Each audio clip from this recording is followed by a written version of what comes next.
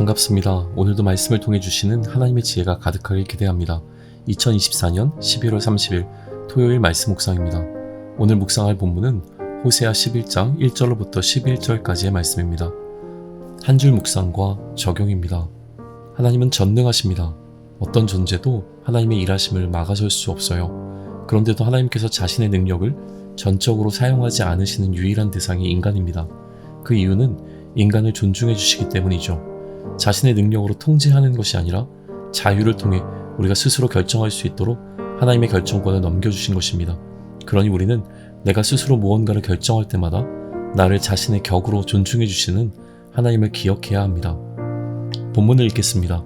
이스라엘이 어렸을 때에 내가 사랑하여 내 아들을 애굽에서 불러냈거늘 선지자들이 그들을 부를수록 그들은 점점 멀리하고 바알들에게 제사하며 아로새긴 우상 앞에서 분향하였느니라. 그러나 내가 에브라임에게 걸음을 가르치고 내 팔로 안았음에도 내가 그들을 고치는 줄을 그들은 알지 못하였도다. 내가 사람의 줄, 곧 사랑의 줄로 그들을 이끌었고 그들에게 대하여 그 목에 멍에를 벗기는 자 같이 되었으며 그들 앞에 먹을 것을 두었노라. 그들은 애굽 땅으로 되돌아가지 못하겠거늘 내게 돌아오기를 싫어하니 아수르 사람이 그 임금이 될 것이라. 칼이 그들의 성읍을 치며 빗장을 깨뜨려 없이 하리니 이는 그들의 계책으로 말미암음이라. 내 백성이 끝끝내 내게서 물러가나니 비록 그들을 불러 위에 계신 이에게로 돌아오라 할지라도 일어나는 자가 하나도 없도다. 에브라임이여 내가 어찌 너를 놓겠느냐. 이스라엘이여 내가 어찌 너를 버리겠느냐. 내가 어찌 너를 아드마같이 놓겠느냐. 어찌 너를 스보임같이 두겠느냐. 내 마음이 내 속에서 돌이켜 나의 긍휼이 온전히 불붙 듯하도다.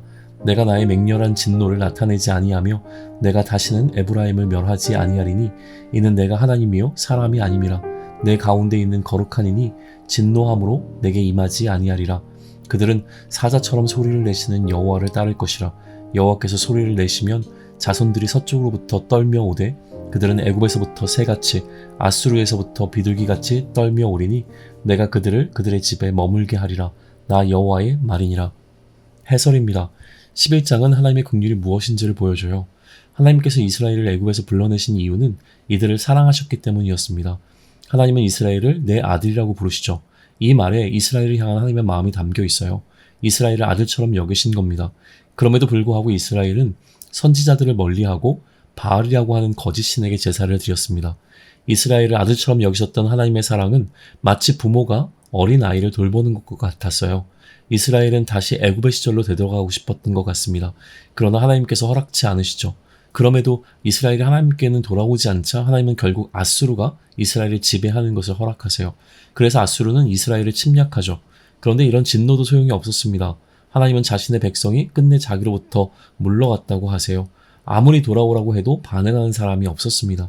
이 지경이 되었으면 하나님께서 이스라엘을 포기하실 만도 한데 하나님은 내가 어찌 너희를 버리겠냐고 하세요. 오히려 이러한 이스라엘로 인해 하나님의 긍휼이 불붙습니다. 긍휼은 죄를 보고 안타까워하는 마음입니다. 하나님은 하나님의 진노를 다시 나타내지 않겠다고 하시죠. 이러한 긍휼은 하나님의 성품이에요.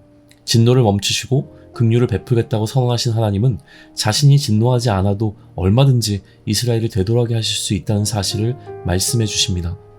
적용입니다. 인간은 끊임없이 하나님께 순종하지 않는 죄를 범해요.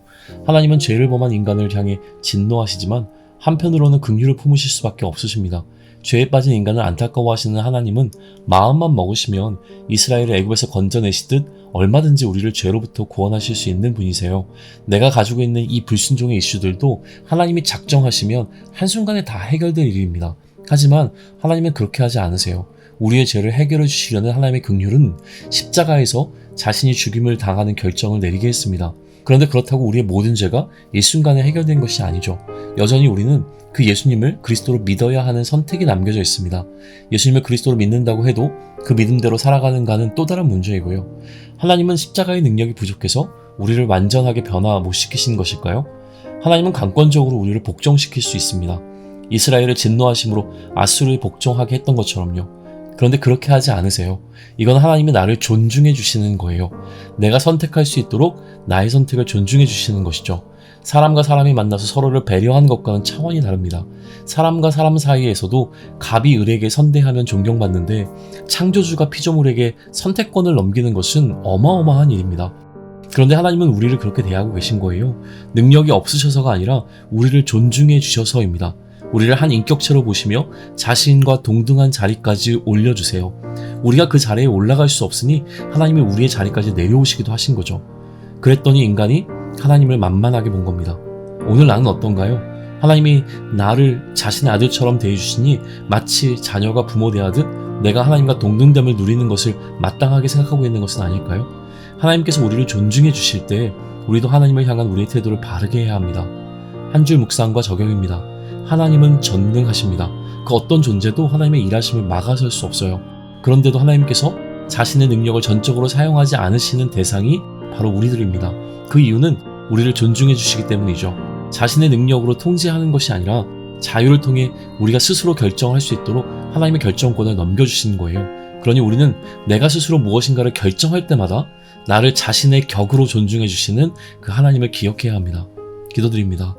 때로는 하나님이 내 삶을 너무 제한하신다고 생각할 때가 있었습니다.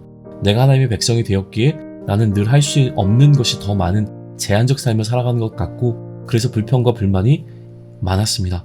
그러나 그 선택을 내가 내릴 수 있음이 하나님이 나를 존중해 주시는 것임을 알게 하시니 감사합니다. 나에게 선택이라고 하는 하나님의 권위를 허락해 주셔서 감사합니다. 하나님께서 주신 이 자유를 누릴 때마다 하나님을 더 생각하겠습니다. 하나님처럼 살 수 있도록 해주셔서 정말 고맙습니다. 나에게 허락하신 이 신적 권위를 잘 사용하겠습니다. 하나님으로부터 멀어지는 일에 사용하는 것이 아니라 하나님을 선택하며 살아가겠습니다. 오늘 갖게 된 이 생각과 이 마음을 잊지 않게 도와주세요. 예수님의 이름으로 기도드립니다. 아멘.